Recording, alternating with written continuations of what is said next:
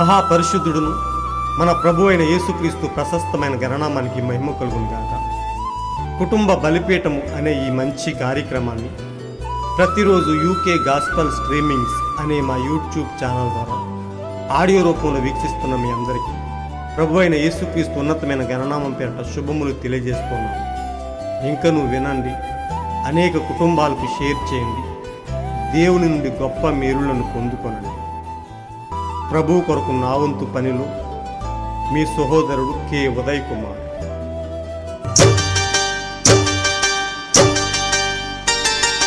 యేసు వైపు చూచుచు పందెములో ఓపికతో పరుగెత్తుదము.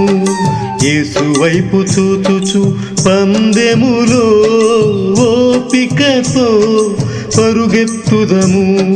వెనుదిరిగి చూడక విశ్వాసం వీడక, వెనుతిరిగి చూడక విశ్వాసం వీడక సాగిపోవాలి, ఓయ్ సాగిపోవాలి, సాగిపోవాలి, సాగిపోవాలి. యేసు వైపు చూచుచు పందెములో ఓపికతో పరుగెత్తుదము.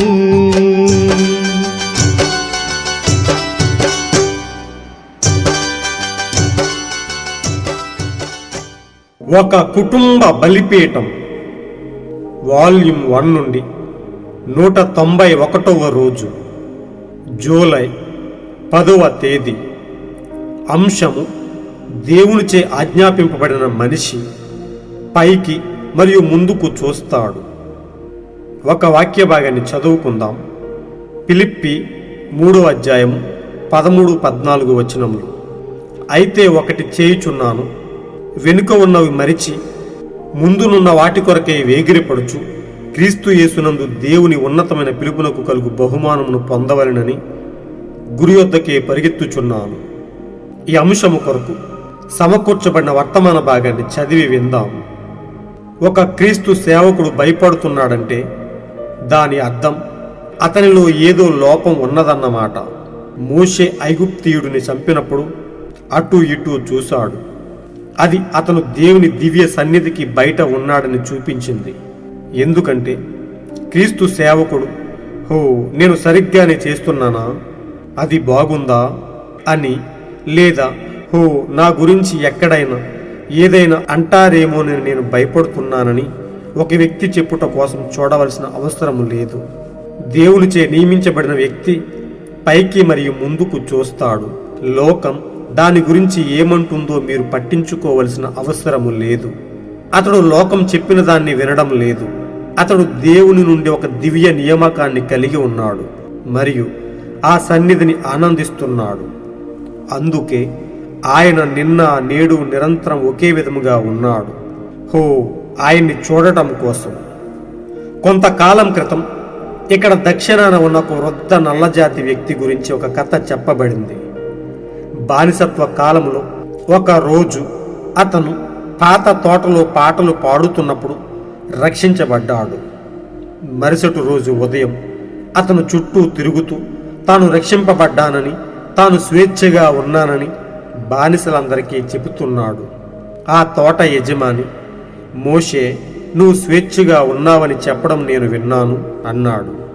దానికి అతను, అవును యజమాని అన్నాడు. ప్రభు అయిన యేసు నన్ను మరణం యొక్క మరియు పాపం యొక్క శిక్ష నుండి విముక్తుణ్ణి చేశాడు అన్నాడు.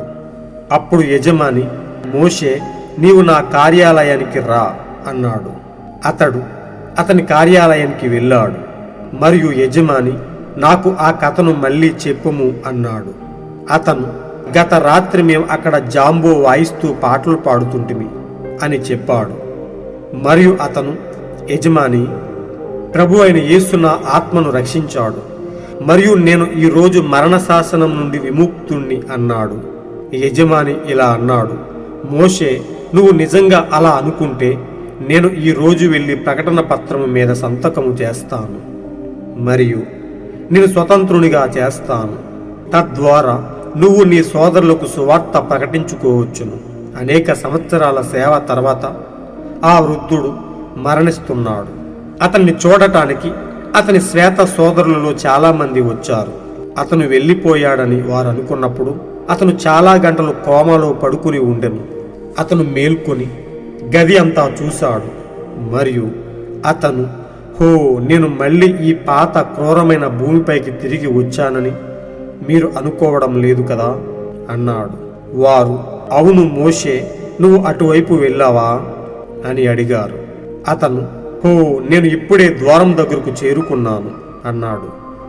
మోషే, నీ కిరీటం మరియు నీ వస్త్రం నీకు లభించిందా అని వారు అడిగారు. మోషే అన్నాడు, ఒకరు అలాంటి వస్తువుతో వచ్చాడు. మరియు వారు నాతో, మోషే, నీవు ఇప్పుడు ఈ కిరీటం మరియు ఈ వస్త్రము తీసుకోవచ్చును అని అన్నాడు.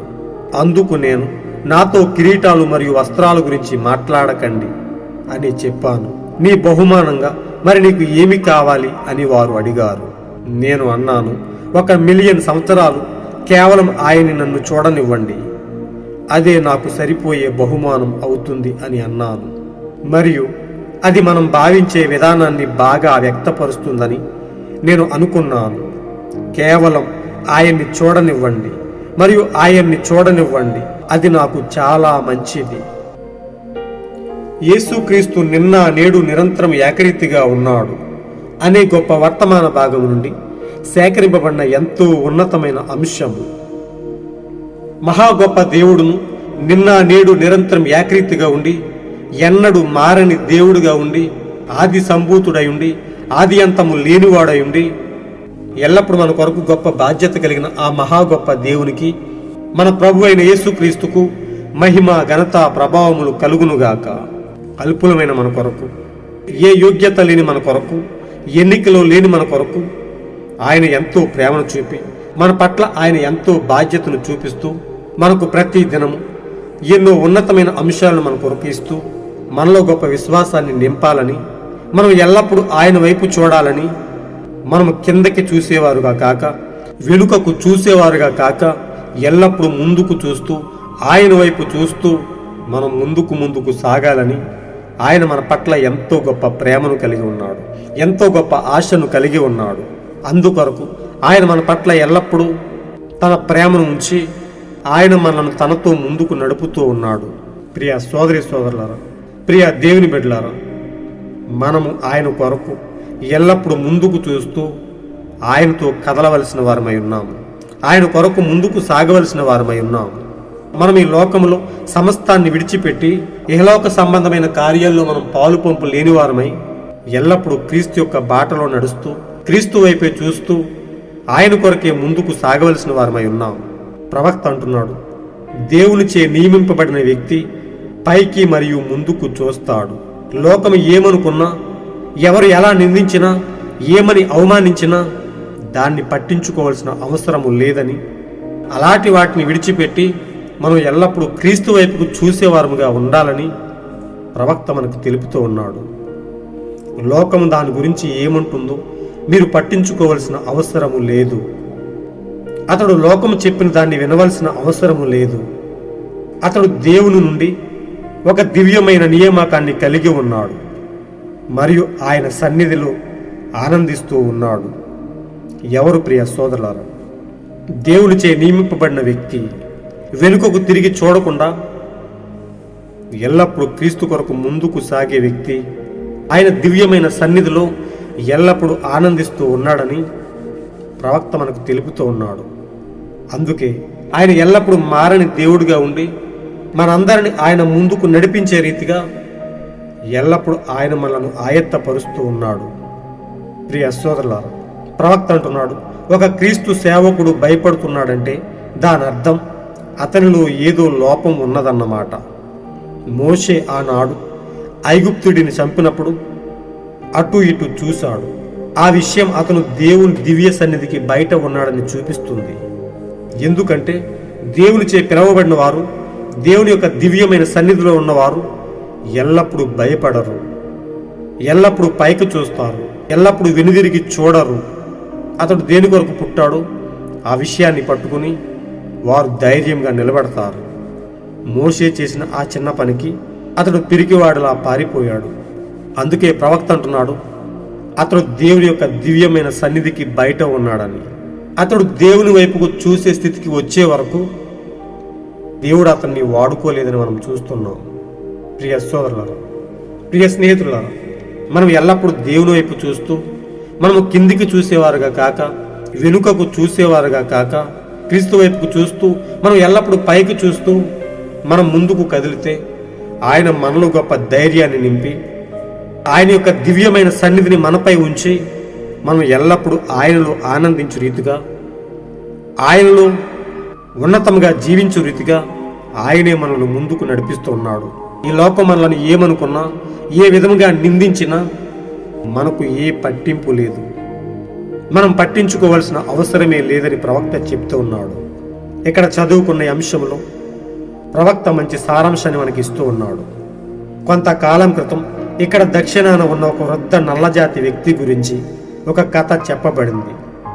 బానిసత్వ కాలంలో ఒక రోజు అతను పాత తోటలో పాటలు పాడుతున్నప్పుడు రక్షింపబడ్డాడు.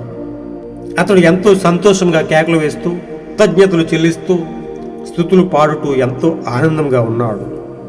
ప్రియ సోదరులారా, ఆ వృద్ధ నల్లజాతి వ్యక్తి క్రీస్తు వైపుకు చూస్తూ అతను రక్షించబడ్డ విధానాన్ని బట్టి అతడు ఎంతో ఆనందంగా ఉన్నాడని మనం చూస్తూ ఉన్నాం. అతడు అన్నాడు, మరుసటి రోజు ఉదయం అతను చుట్టూ తిరుగుతూ తాను రక్షింపబడ్డానని, తాను స్వేచ్ఛగా ఉన్నానని బానిసలందరికీ చెబుతూ ఉన్నాడు. ప్రియ సోదరులారా, అతడు ఉన్న ఆ బానిసత్వం నుండి, ఆ సంఖ్యల నుండి అతడు విడిపింపబడ్డానని తన తోటి బానిసలకు తెలుపుతూ ఎంతో ఆనందంగా దేవునికి స్తుతులు చెల్లిస్తూ ఉన్నాడు. ఆ వృద్ధ నల్లజాతి వ్యక్తి అయిన మోషేతో, నువ్వు స్వేచ్ఛగా ఉన్నావని చెప్పడం నేను విన్నాను అని అడిగినప్పుడు ఆ వృద్ధ నల్లజాతి వ్యక్తి, అవును, ప్రభువైన యేసు నన్ను మరణం యొక్క మరియు పాపం యొక్క శిక్ష నుండి విముక్తుణ్ణి చేశాడు అని చెప్పినట్టుగా మనం చూస్తూ ఉన్నాం. అప్పుడు వారికి పైగా ఉన్న ఆ యజమాని, ఓ మోషే, నీవు నా కార్యాలయానికి రా అని పిలిచాడు. ఆయన పిలుపును గౌరవించి ఆ వృద్ధ నల్లజాతి వ్యక్తి ఆయన కార్యాలయానికి వెళ్ళినప్పుడు ఆ యజమాని ఇలా అడుగుతున్నాడు, ఆ కథను మళ్ళీ చెప్పుము, నీవేదో రక్షింపబడ్డావని, ఎంతో ఆనందంగా ఉన్నావని, పాటలు పాడుతూ ఉన్న విషయాన్ని మరొక్కసారి నాకు చెప్పుమని ఆ యజమాని అడిగినప్పుడు ఆ వృద్ధ నల్లజాతి వ్యక్తి మోషే ఆ యజమానుడితో చెప్తున్నాడు, అవును, గత రాత్రి మేము అక్కడ జాంబో వాయిస్తూ పాటలు పాడుతుంటిమి. అప్పుడు ప్రభువైన యేసు నా ఆత్మను రక్షించాడు మరియు నేను ఈ రోజు మరణ శాసనం నుండి విముక్తుణ్ణి అయ్యాను. ప్రియ సోదరులారా, ఎంత గొప్ప ప్రత్యక్షతది! దేవుడు అతన్ని విడిపించాడని అతడు గుర్తించాడు. అతడు రక్షింపబడ్డానని అతడు తెలుసుకున్నాడు. ప్రియ సోదరులారా, ఏదో ఒక సమయంలో దేవుడు తన ప్రణాళికలో ఉన్న ప్రజలను, తన బిడ్డలను, తన ముందు నిర్ణయంలో ఉన్న వారిని ఆయన తాకుతూ ఉన్నాడు.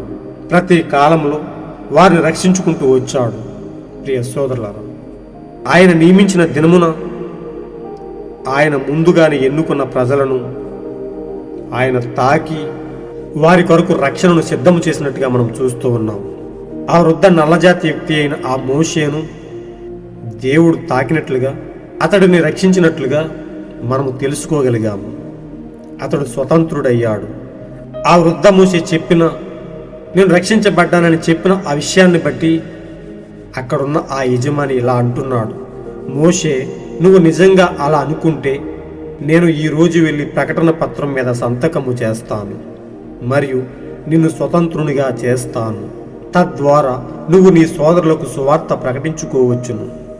ప్రియ సోదరులారా, ప్రియ స్నేహితులారా, ఆ యజమాని ఎవరో కాదు గాని మన ప్రభు అయిన యేసుక్రీస్తు అయి ఉన్నాడు.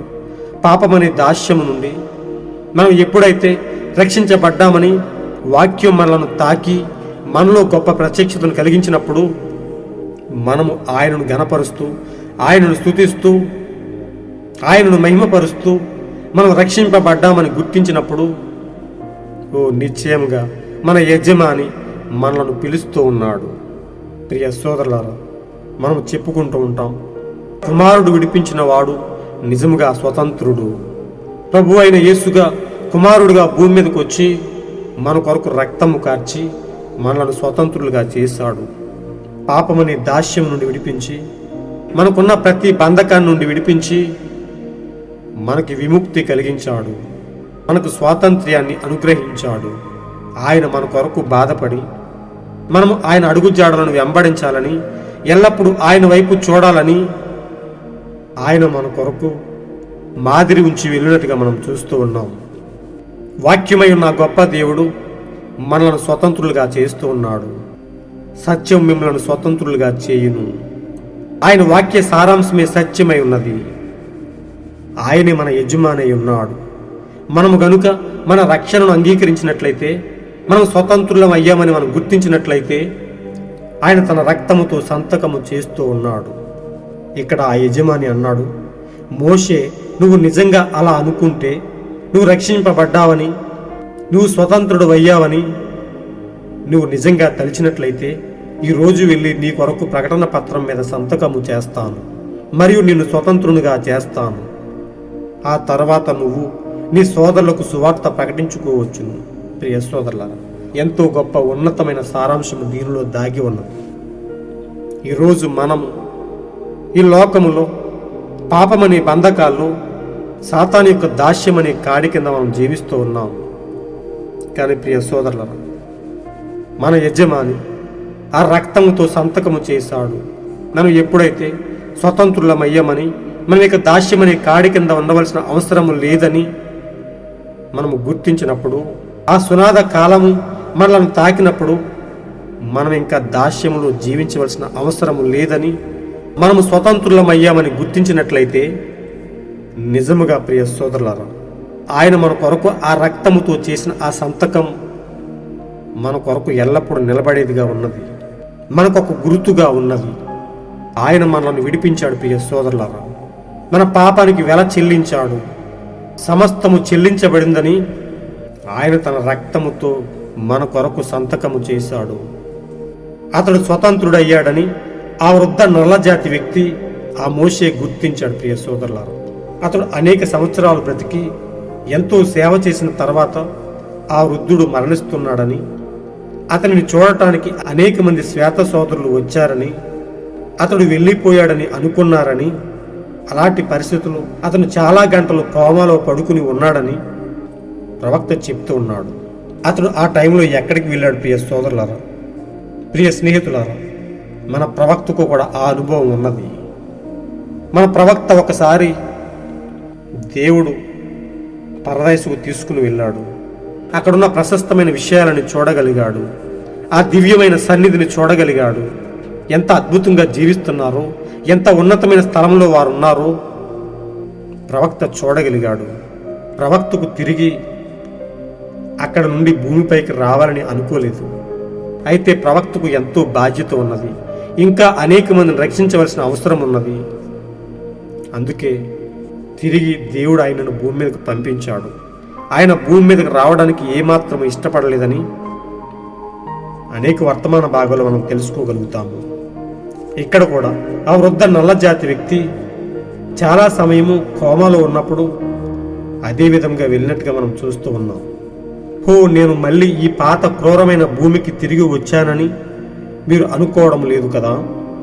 ఆ శ్వేత సహోదరులందరూ అంటున్నారు, అవును మోషే, నువ్వు అటువైపు వెళ్ళావా?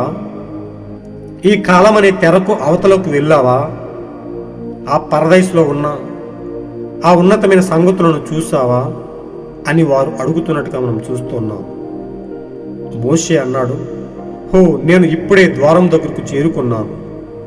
అయితే ఆ శ్వేత సోదరులు అంటున్నారు, మోషే, నీ కిరీటం మరియు నీ వస్త్రం నీకు లభించిందా అని అడిగినట్లుగా మనం చూస్తున్నాం. ఆ వృద్ధ నల్లజాతి వ్యక్తి అయిన మోషే అంటున్నాడు, ఒకరు అలాంటి వస్తువుతో నా దగ్గరకు వచ్చారని, వారు నాతో, మోషే, నీవు ఇప్పుడు నీ కిరీటం మరియు నీ వస్త్రం తీసుకోవచ్చునని అన్నారని ఆ శ్వేత సోదరులతో మోషే చెప్తున్నట్టుగా మనం చూస్తూ ఉన్నాం. అయితే మోషే ఈ రీతిగా అన్నట్లుగా వారికి చెప్తూ ఉన్నాడు, నాతో కిరీటాలు మరియు వస్త్రాల గురించి మాట్లాడకండి అని చెప్పానని. ఆ దేవదూత, మరి నీకు బహుమానంగా ఏమి కావాలి అని అడిగినట్టుగా మనం చూస్తూ ఉన్నాం. మోషే అడిగాడు, నాకు కిరీటాలు వస్త్రాలు వద్దు గాని 1,000,000 సంవత్సరాలు కేవలం ఆయన్ని చూడనివ్వండి, అదే నాకు సరిపోయే గొప్ప బహుమానం అవుతుంది అని అన్నానని ఆ వృద్ధ నల్లజాతి వ్యక్తి అయిన మోషే చెప్తూ ఉన్నాడు. ప్రియ సోదరులారా, అంతకంటే గొప్ప బహుమానం ఏమీ లేదు ప్రియ సోదరులారా. అతడు ఎంతో ఉన్నతమైన బహుమానాన్ని కోరుకున్నాడు. 1,000,000 సంవత్సరాలు అనగా 10 లక్షల సంవత్సరాలు దేవుని ముఖాన్ని చూస్తూ ఆయన వెలుగులో ఆయనను ఎల్లప్పుడూ చూసే రీతిగా గొప్ప బహుమానాన్ని అతడు కోరుకున్నాడు. ప్రియ సోదరులారా, నిశ్చయంగా దేవుడు మనకు కూడా అదే అనుగ్రహించబోతూ ఉన్నాడు. ఆ నీతి సూర్యుని యొక్క కాంతిలో మనం ఎల్లప్పుడూ కదిలేలా ఆయనే మనకు వెలుగుగా ఉండి నిత్య ప్రకాశము ఆయన మనపై ప్రకాశించేలా, ఆ నిత్యత్వంలో ఎల్లప్పుడూ మనం ఆయనతో జీవించేలా ఆయన మన కొరకు గొప్ప బహుమానాన్ని ఇవ్వబోతూ ఉన్నాడు. ఈరోజు మనం ఇహలోక సంబంధాల వైపు వెనుదిరిగి చూడకుండా ఎల్లప్పుడూ క్రీస్తు వైపుకు ఎల్లప్పుడూ పైకి చూస్తూ ఆయనని వెంబడించినట్లయితే నిశ్చయంగా ఆ వృద్ధ నల్లజాతి వ్యక్తి అయిన మోషేకి ఇచ్చిన అదే గొప్ప బహుమానాన్ని దేవుడు మనకు కూడా ఇవ్వబోతూ ఉన్నాడు. ఆ బంగారపు వీధుల్లో మనం ఆయనతో యుగ యుగాలు ఆయన వెలుగులో జీవించబోతూ ఉన్నాము. అతడు అంటున్నాడు, కేవలం ఆయన్ని చూడనివ్వండి, మరియు ఆయన్ని చూడనివ్వండి, అది నాకు చాలా మంచిది. మనము కూడా అదే కోరుకుందాం ప్రియ సోదరులారా. దేవుడు మనకిచ్చిన గొప్ప వాక్యాన్ని వెంబడిస్తూ ఆ వాక్యాన్ని అనుసరించి నడుస్తూ ఆ వాక్య ప్రకారం జీవిస్తూ ఈ లోకములో మనం ఎల్లప్పుడూ ఆయన వైపే చూస్తూ వెనుదిరిగి చూడకుండా విశ్వాసాన్ని విడిచిపెట్టకుండా మనము ఆయన యొక్క అడుగుజాడలలో ఎల్లప్పుడూ క్రమం తప్పకుండా నడుస్తూ క్రీస్తు వైపుకే చూద్దాం. దేవునిచే ఆజ్ఞాపింపబడిన మనిషి ఎల్లప్పుడూ పైకి మరియు ముందుకు చూస్తాడు. ఎలాంటి పరిస్థితులను వెనుదిరిగి చూడడని మనకు ఎంతో బాగా అర్థమవుతున్నది. అందుకే పౌలు అంటాడు, నేను క్రీస్తును పోలి నడుచుకునుచున్న ప్రకారం మీరును నన్ను పోలి నడుచుకునుడి. వెనుకనున్నవన్నీ మరిచి ముందునున్న వాటి కొరకే వేగిరపడుచు క్రీస్తు యేసునందున్న దేవుని ఉన్నతమైన పిలుపునకు కలుగు బహుమానమును పొందవలనని మీరు గురి యొద్దకే పరిగెత్తండి. నేను పరిగెత్తుచున్నాను, మీరు కూడా అదే విధంగా పరిగెత్తండి, దేవుని యొద్ద నుండి గొప్ప బహుమానాన్ని పొందుకోనండి అని పౌలు మనకు బోధించినట్టుగా మనం చూస్తూ ఉన్నాం. మనం ఎల్లప్పుడూ అదే క్రమంలో నిలిచి నిన్న నేడు నిరంతరం ఏకరీతిగా ఉన్న గొప్ప దేవుని వెంబడిస్తూ ఎన్నడూ మారని దేవుణ్ణి వెంబడిస్తూ మనం ఎల్లప్పుడూ ఆయన వైపే చూద్దాం. యుగ యుగాలు ఆయనతో నిత్యత్వంలో జీవిందాం. అలాంటి గొప్ప కృపను దేవుడు మన పట్ల ఉంచి మనకు ఆ నిత్య రాజ్యాన్ని, ఆ గొప్ప బహుమానాన్ని, ఆ నిత్యత్వంలో ఎల్లప్పుడూ ఆయన ముఖాన్ని చూసే ఆ వెలుగులో మనలను కూడా ఉంచునుగాక. అట్టి మహిమకరమైన రాజ్యానికి మనలను వారసులుగా తీర్చిదిద్దునుగాక. God bless you all. ఈరోజు మీరు చదవలసిన అనుదిన వాక్య పఠనము యోబు గ్రంథము 41, 42 అధ్యాయములు మరియు అపోస్తుల కార్యములు 16వ అధ్యాయము. మీరు విన్న ఈ అంశాన్ని అనేక మందికి షేర్ చేయండి. దేవుని ఉన్నతమైన సత్యాన్ని అనేక మందికి పంచి ఆ గొప్ప దేవుణ్ణి, ఆ మహిమకరమైన దేవుణ్ణి, ఆ నిత్యత్వంలో యుగ యుగాలు చూసే, యుగ యుగాలు జీవించే గొప్ప వారసులుగా తీర్చిదిద్దండి. విచ్ఛిన్నమైపోతున్న అనేక కుటుంబాలకు దేవుని సత్యవాక్యాన్ని పంచి దేవుని ఉన్నతమైన రాజ్యానికి వారసులుగా తీర్చిదిద్దండి. దేవుడు మిమ్మలను బహుగా దీవించునుగాక. ఆమేన్. ఆయన ఉన్నతమైన కృప, ఆయన యొక్క అన్యోన్య సహవాసము, ఆయన నిత్య కాపుదల ఎల్లప్పుడూ మీ కుటుంబాలపై ఉండి మిమ్మలను అంతం వరకు ముద్రించి ఆయన నిత్య రాజ్యానికి నడిపించునుగాక. షాలోమ్.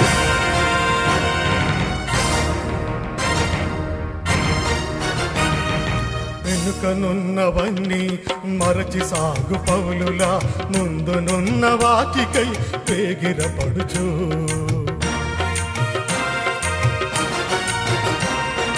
వెనుకనున్నవన్నీ మరచి సాగు పౌలులా ముందునున్న వాటికై వేగిరపడుచు ఓహో గురి యొద్దకే పరుగెత్తుము, గురి యొద్దకే పరుగెత్తుము. బహుమానము పొందగా పరుగులు గెలుపొందగా, బహుమానము పొందగా పొందగా పరుగులు గెలుపొందగా పౌలు వలె పోరాడు మంచి పోరాటం యేసు వలె జయించు శత్రు సాతాను బలం పౌలు వలె పోరాడు మంచి పోరాటం పోరాడు క్రైస్తవుడా పోరాడు సైనికుడా పోరాడు క్రైస్తవుడా పోరాడు సైనికుడా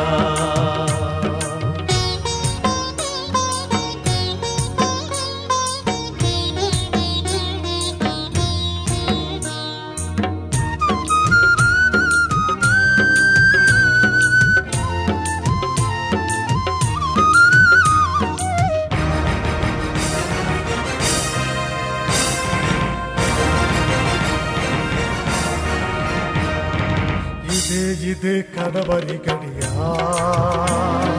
నిమ్మురమ్ము పౌలు మోసిన సువార్త కాడి మోయా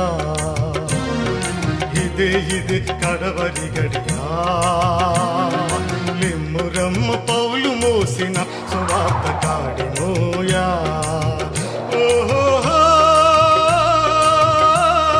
ప్రార్థనలోనే పోరాడుము యేసు రక్తమే మనకు జయము మత సాకల సిద్ధాంతాలు ఎరుకోగో